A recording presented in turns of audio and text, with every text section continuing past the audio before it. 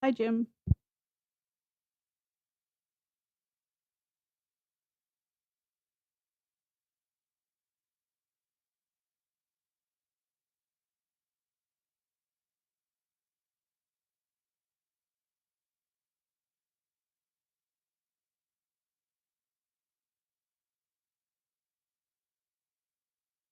Hi, good afternoon. Can you hear me? Yes, we can. Okay.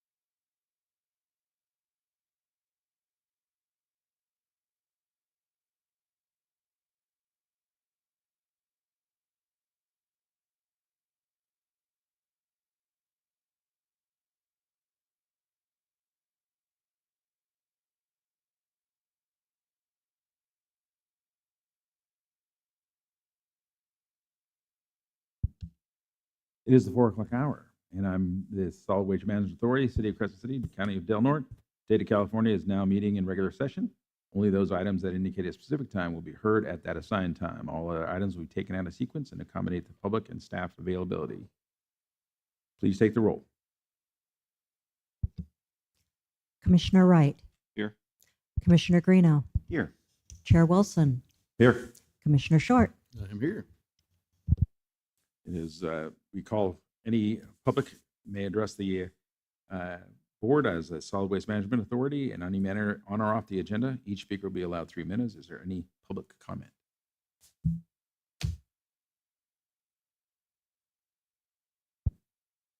Hello, good afternoon. I'm Chandra with Waste Hero Specialist for Ecology. I just wanted to bring up the fact that the Smiths River bin has been contaminated quite a bit in the past few months. Just in the last 3 weeks alone, we've had to dump it at the transfer station. And so it has stuff, a lot of things that, some of the things that are in there are like pee pads, adult pee pads in black bags, and there's been a lot of car parts. There was parts of a refrigerator in one in it, and so it's just been ongoing the last couple of weeks. I'm not real sure why. I mean, we have this trouble periodically, but lately it's just getting worse and worse. I think that the people that were doing this when it was at the post office have finally figured out that someone's not watching them, even though there's a building right across the street. They're not required to watch. They're just letting us use that property. But we do lock it, and it's open from 8 to 5. So it's during those times. It's not like it's open at night anymore, that someone's coming in and illegally dumping. So I just wanted to throw that out. And next time I'm here, I will have a slideshow showing you guys exactly the types of things that are getting put in that bin. Thank for you. sharing.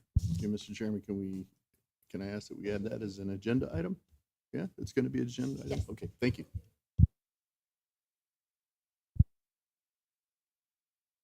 I apologize for missing this. Jason, would you please lead us in the Pledge of Allegiance? I'll stand.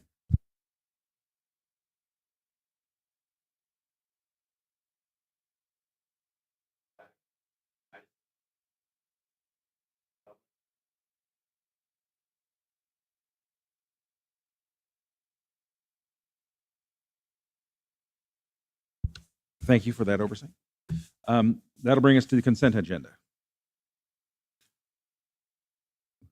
We have 3 items on the consent agenda: the approval of the minutes, approved payment claim 10298 Clean Harbors Environmental Services, the amount of $19,502.22, and invoice number 1005742 for Marine Fair Collection event November 2025.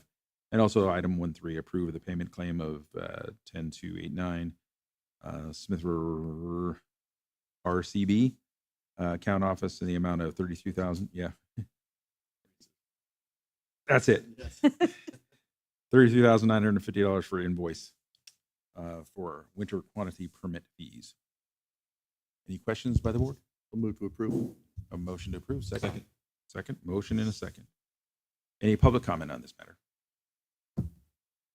Hearing seen. Take a vote, please. Commissioner Short, Yes. Commissioner Wilson, Yes. Commissioner Greeno, Yes.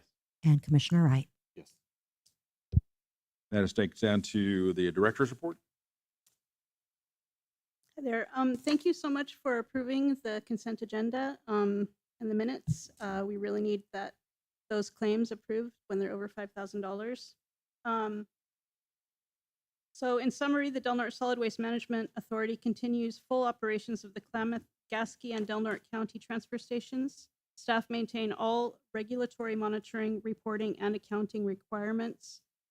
Importantly, these services are provided without any financial support from the city, Crescent City, or the County of Del Norte, and without any reliance on tax revenues. Operational stability continues to be maintained solely through authority-managed funds and program revenue. For community events and outreach, on November 27th, the authority hosted a successful marine flare collection event. I'll talk more about that later. In our consent agenda, the claims that are over $5,000 requiring your approval.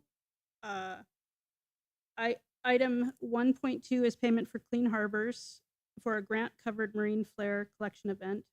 And item 1.3 is the payment for annual permit fees to the Crescent City landfill from the Regional Water Quality Control Board.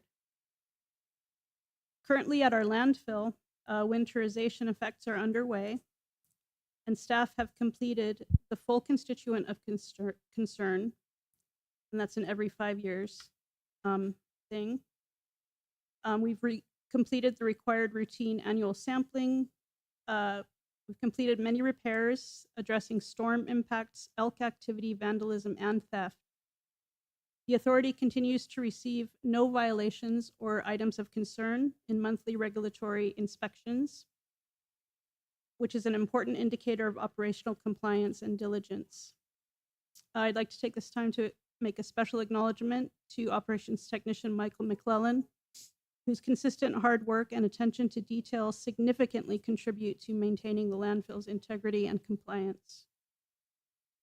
At the transfer station, on November 10th, around 4:30 p.m., an inbound customer caused a substantial damage to the fence line between State Street and the inbound scale approach at the Crescent City transfer station. We saw pictures of this at the previous meeting, but thanks to immediate and skilled work by Hambro staff, the fence has been fully repaired. The entire facility continues to show marked improvement in cleanliness and maintenance. Seasonal slowdowns have allowed staff under the leadership of Brent Van Wormer to complete deeper maintenance and repair tasks. The improvements are highly visible, boost morale, and reinforce pride in our facility. If you haven't been down there for a while, looking good. Thank you very much. So towards the end of October and through the early days of November, part of a task force that I've been a member of since its inception, the Emergency Feeding Task Force, was activated for 17 days in response to the disruption of the November SNAP CalFresh benefits. Throughout the activation, partners across the county and tribal lands worked together to support residents facing delays and uncertainty and limited access to food resources. The Del Norte Emergency Feeding Task Force was created in 2024 as part of the Del Norte and Tribal Lands Community Food Council's USDA Regional Food Systems Partnership Grant.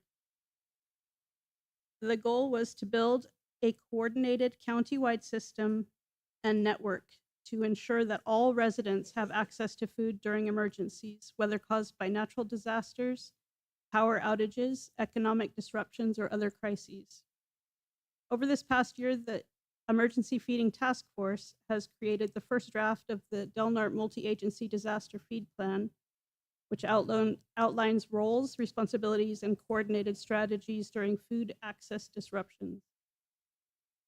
We established shared communication systems, including protocols for public updates and resource listings and cross-agency coordination.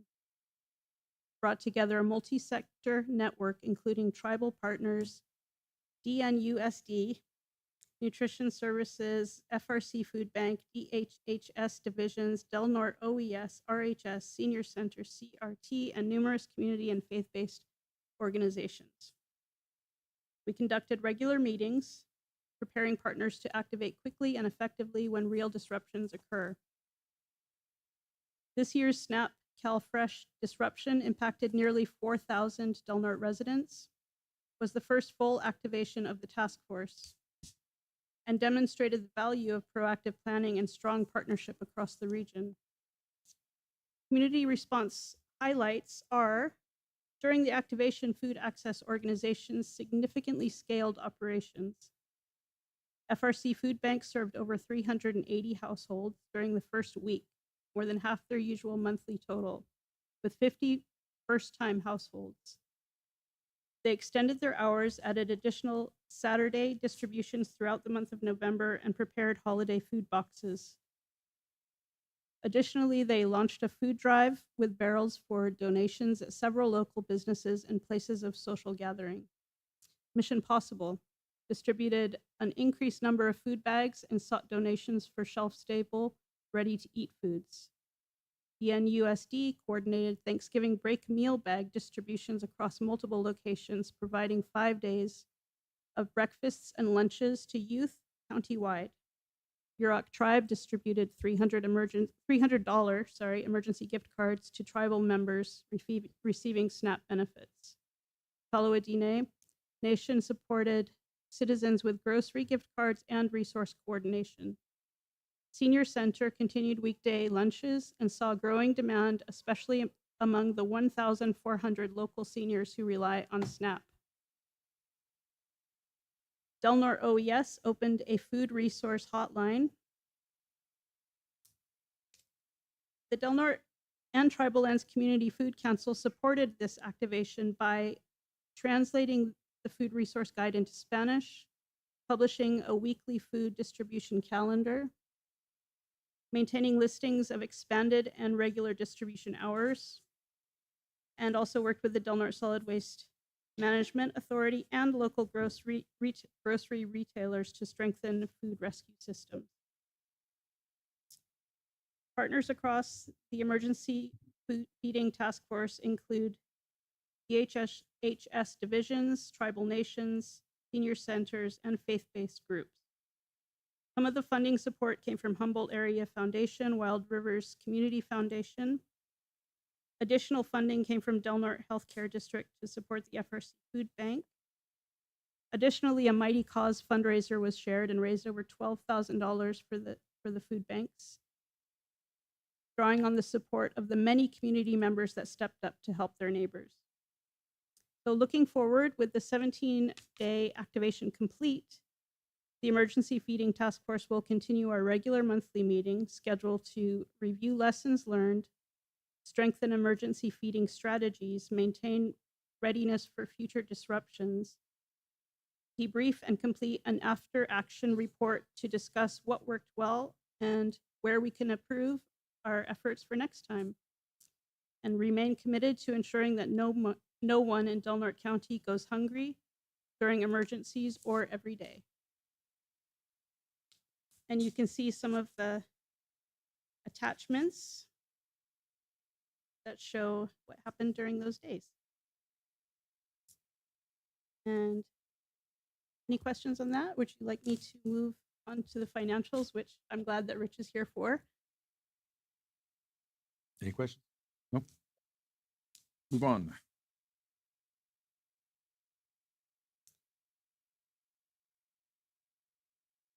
So thanks to Kathy Brewer for keeping us very, very well balanced financially. And there's one piece here that is missing because it's a piece that Ted usually does, and I don't know how to do it. So we're going to have two of them at our next meeting. Don't mind. Any questions?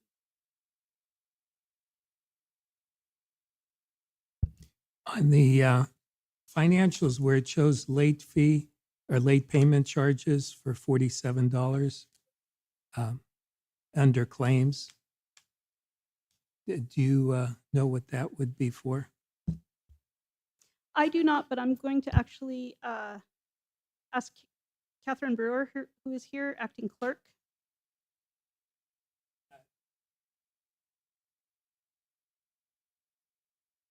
Claims approved by the director.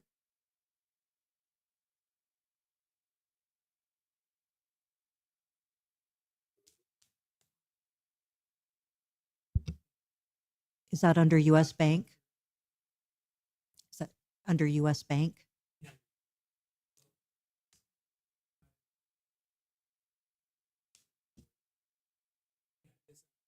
Okay. That was due to changing computer systems with the county. It delayed getting our U.S. Bank payment made in a timely manner. So we were charged $47 in late fees by U.S. Bank. That is very unusual and not something I hope to repeat. Okay, thank you. Any other questions? Nope.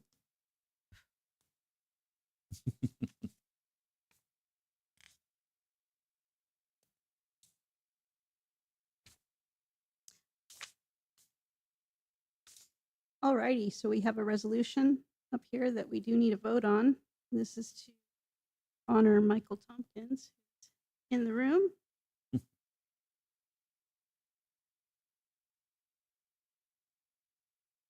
I haven't seen any. Yes, we do. It'll get signed first and then. And I had a question regarding that. Under the whereas clauses, it does state 5 terms under the second one. And I'm assuming it means 5 years or 5+ years. Yes. Okay. So that's the only change, is from terms to years. Oh.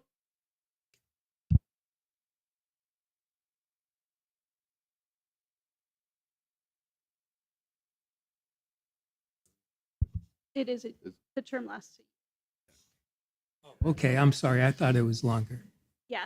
Okay. Well, it seemed like it was longer because you guys, you had longer. Yeah, you had definitely enjoyed your company. Would you like me to read this? Okay. So this is a resolution of the Board of Commissioners of the Del Norte Solid Waste Management Authority honoring Michael Tompkins for his service as public member and commissioner for the years 2019 through 2025. Woo!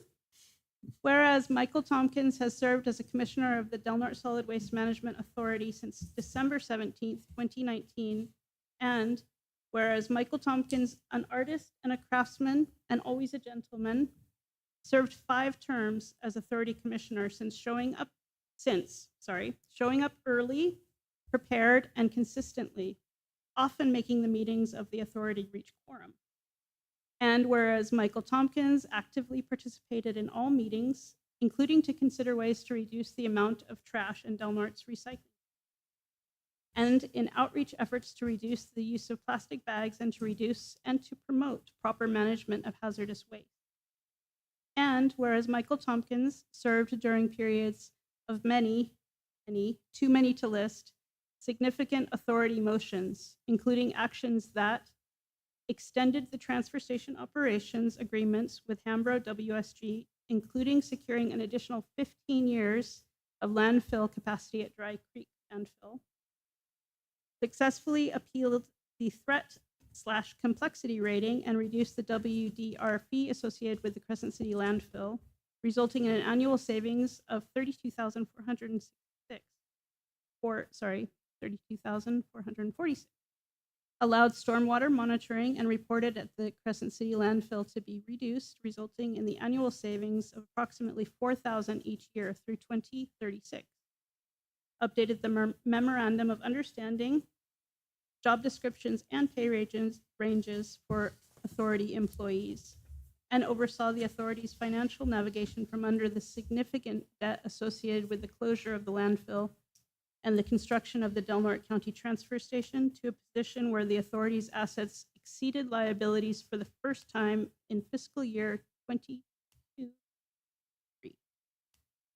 Now therefore be it resolved that the Del Norte Solid Waste Management Authority Board hereby acknowledges the diligence and dedication Michael Tompkins exhibited during his years of service as an authority commissioner and public member.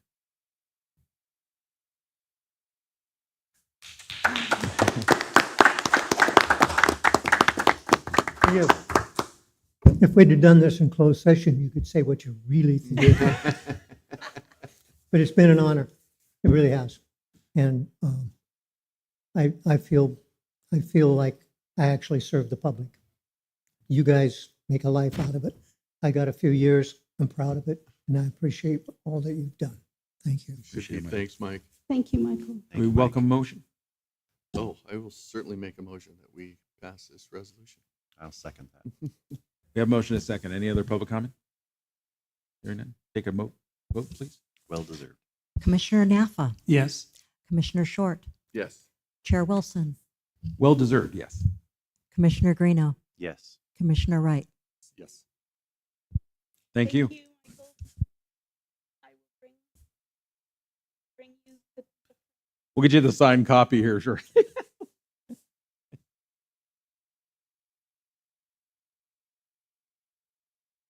guys. Yeah. Okay. That moves us to 6.2, discussion of possible action regarding authorization of a purchase of a Tacoma pickup based on the lowest bid it received. Thank you guys very much. So authority staff have been working for several months to replace the authority's aging and increasingly unreliable 1996 Toyota 4Runner. A formal procurement process began in October, requesting a vehicle capable of meeting expanding operational needs, including specific aftermarket modifications. Of 6 vendors solicited, only 2 responded, and only 1 vehicle met the specifications outlined in the invitation to bid. Mid-City Toyota submitted the sole bid for a hybrid vehicle at approximately $52,000, while Lithia of Medford offered 2 gasoline-only models that did not meet the bid requirements. None of the bids included the requested aftermarket equipment. That being said, the 25-26 budget of $75,000 for vehicle and necessary upgrades, and given the infrequency of vehicle purchases, staff believe it's critical to select a vehicle that fully supports operational demands rather than a less capable alternative. The hybrid Tacoma offers improved fuel efficiency, lower emissions, and alignment with the authority's sustainability goals, while still providing the towing and payload capacity required. So the upfront cost is a bit higher, but the long-term operational, financial, and environmental benefits justify the expense. And I'd really like to thank, again, Michael McClellan as he authored this and pushed this all the way through, did all the research, and did a very careful and diligent job on this.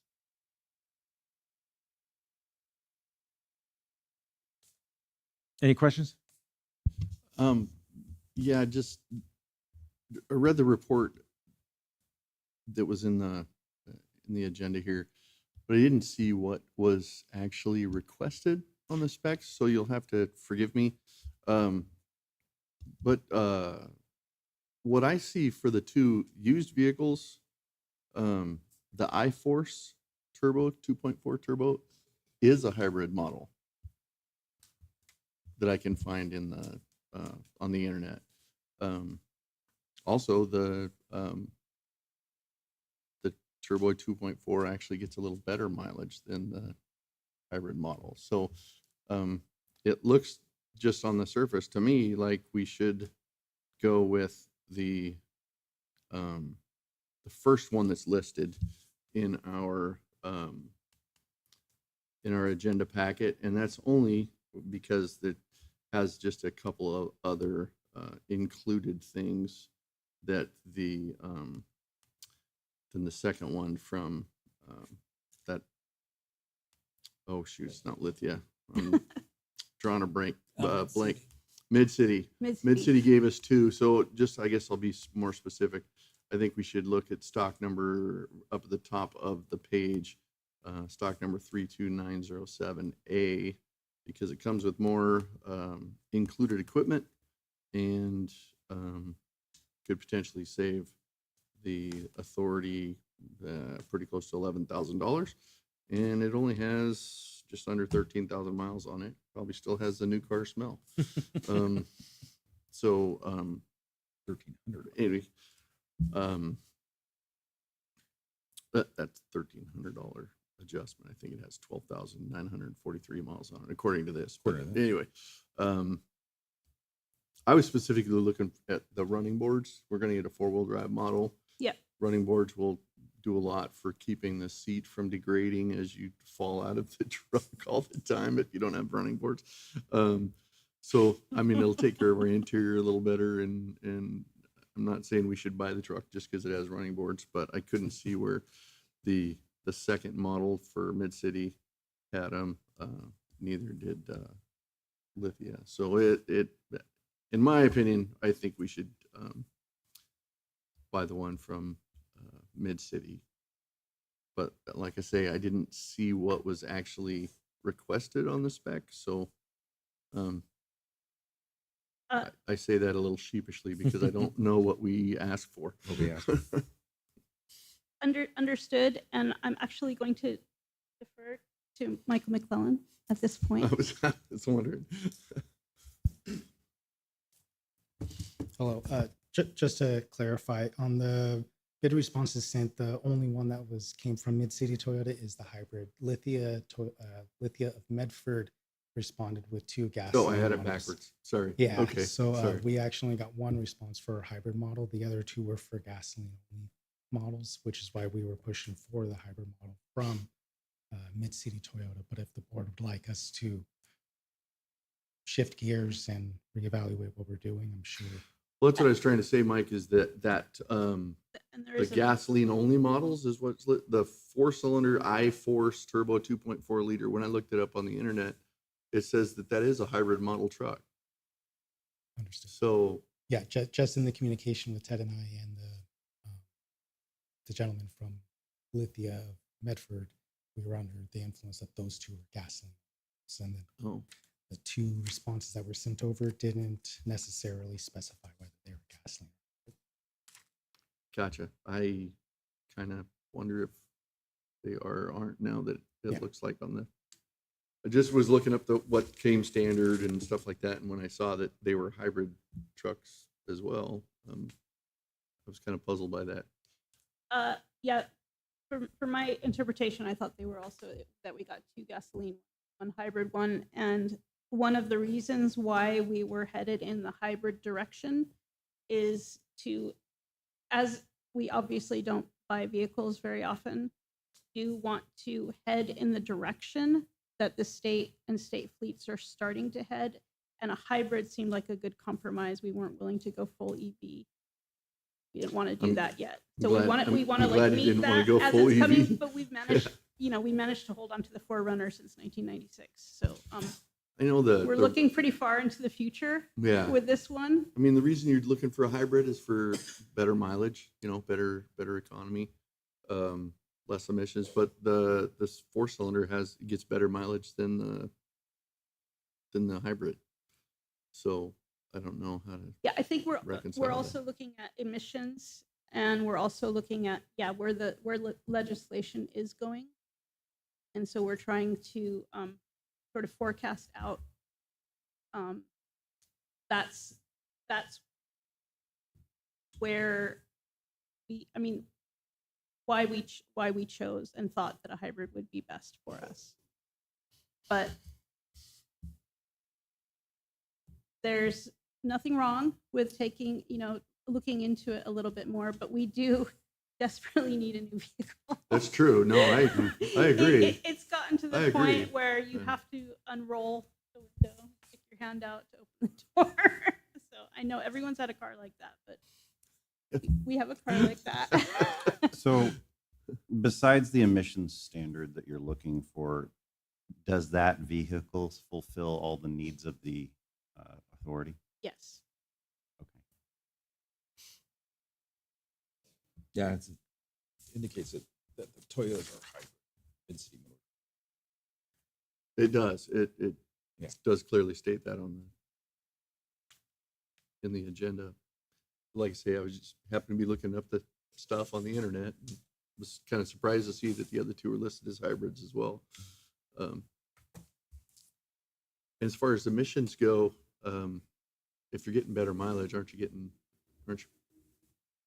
Isn't that reduced Right. emissions? Are you? No, I don't think Oh. so. You don't think so? But I also am not an emissions expert. Yeah. Okay. I'm going to put that out there right now. I am. I'm certainly not one either, but I think they're pretty correlated. Yeah. Well, in looking at it, looks like they are hybrids. And the only thing I can say is the only caveat I can say is that when you are dealing with turbos, your servicing on that vehicle is going to be much higher than your standard, non-turboed out. But hybrids are a good way to go. But again, you're gonna pay for it at the service counter. I guarantee it. Exercise motion. do we want to take public comment? Or, I mean, I just seeing that it They're all gets better hybrids. mileage and has the equipment that we need. I would move that we buy the pickup that. What did I say? Stock number 32907A from. Don't let me get it backwards, Mike. It's Lithia. Mid-City. Thank you. Okay.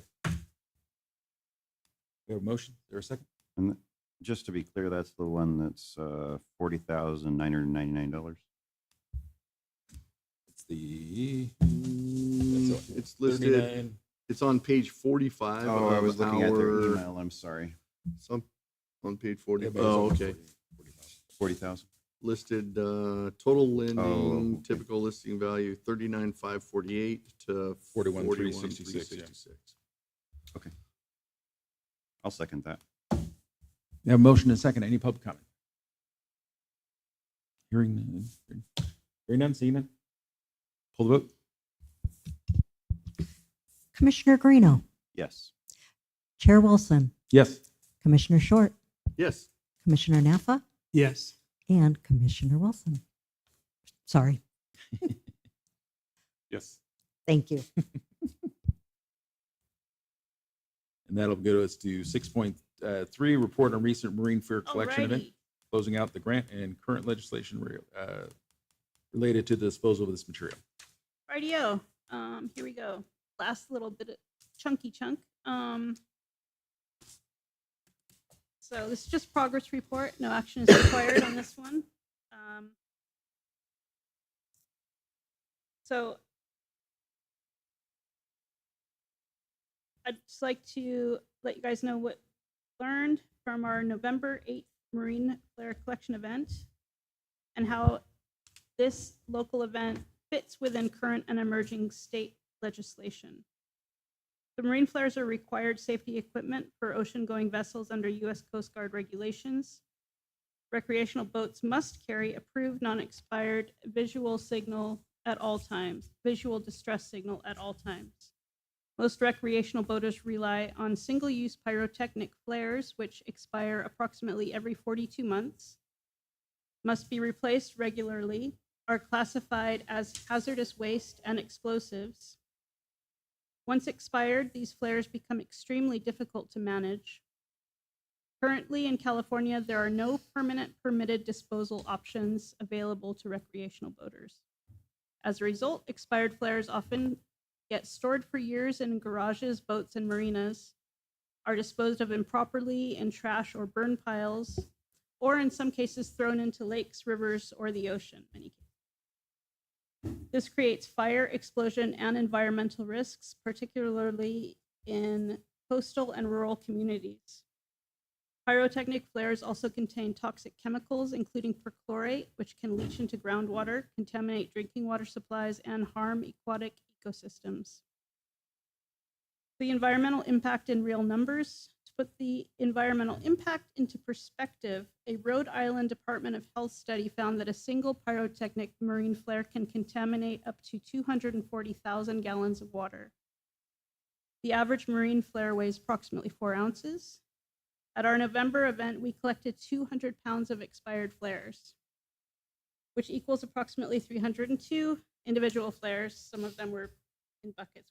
They're a little bit heavier. Using that contamination estimate, this one event prevented the potential pollution of more than 75.5 million gallons of water. That's 75.5 million gallons of water protected from one single event in one county. That level of impact is not insignificant, and it underscores the importance of safe collection and non-toxic alternatives. Electronic flares are a critical alternative. They are now U.S. Coast Guard approved for use in place of traditional pyrotechnic flares. Unlike single-use flares, e-flares are reusable, non-toxic, non-explosive, and do not expire every few years. They eliminate the hazardous waste problem entirely and reduce long-term risk for boaters, waste facilities, and first responders. However, adoption depends on education, trust, and access, especially in smaller coastal communities. That's where grant-funded research and collection events are essential. The Del Norte County partnered with California Product Stewardship Council, along with CalRecycle, California State Parks and Coastal Commissions, Boat US, Coast Guard Auxiliary, and Clean Harbors. These partnerships allow us to host special marine flare collection events, safely collect expired flares from residential recreational boaters, and provide one-on-one education at the point of drop-off. We also distributed free electronic flares to everyone who came that had a boat and could sign their name or put an X. On November 8th, 2025, the authority hosted Del Norte County's third marine flare collection event at the Del Norte County Transfer Station. The results, as you know, 200 pounds of expired flares. Every participant received an e-flare. We were supported with staff from the Coast Guard Auxiliary and Clean Harbors. Collected flares were bucketed, palletized, and shipped to be consolidated with additional Bay Area collection events for proper disposal. Just as important as the numbers, this event allowed for direct one-on-one outreach with every participant, something that is rarely possible with hazardous materials. So now I want to get a little bit into the cost, reality, and fiscal context. The traditional single-use pyrotechnic marine flare costs approximately $13 to purchase new. Once that flare expires, it can cost around $65 per flare to dispose of safely. And that's due to its classification as hazardous and explosive. With approximately 302 flares collected, that equates to nearly $20,000 in disposal costs for one single event. These costs were covered through grant funding and partnerships, not local tax dollars, but without grant support, this type of collection would be financially unreasonable for local governments. The mismatch between low purchase cost and high disposal cost highlights why manufacturer responsibility legislation and reusable alternatives are so important. At this collection event, we also gathered valuable brand and flare type data. And this will help with future collection planning and statewide hazardous material management strategy. Participants consistently told us that word of mouth is the most trusted form of outreach in the boating community. Encouragingly, many reported that people are starting to make the switch to electronic flares and trust the technology. A major development is that the U.S. Coast Guard is transitioning its own fleets to electronic flares and trying to lead by example. Staff also donated e-flares to the local Coast Guard auxiliary for training. We were fortunate to partner again with Bev Knoll, former head of the local Coast Guard auxiliary, who has worked for decades to find a solution for this material and was deeply encouraged to see these efforts come to pass.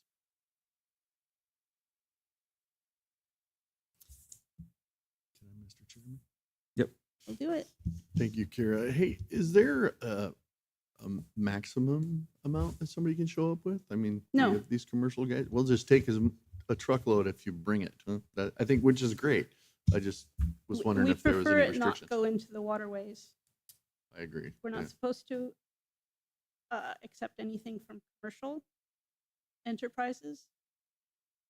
But, and I think that's a shame, but that's how the grant works. Well, it's great, yeah. A huge amount of stuff. Do you recall what the number of pounds were we got the last time we did this? Good question. I don't think it was as much the last time. It was, I think, more the first time because people had hoarded for so long. Mm-hmm. And then it sort of fell off the next time, but this time it seems like it was bouncing back up. Word got out a little Yeah, better this time. Word got Right out on. more. No, great job. This good stuff. Any other comments? or Any questions?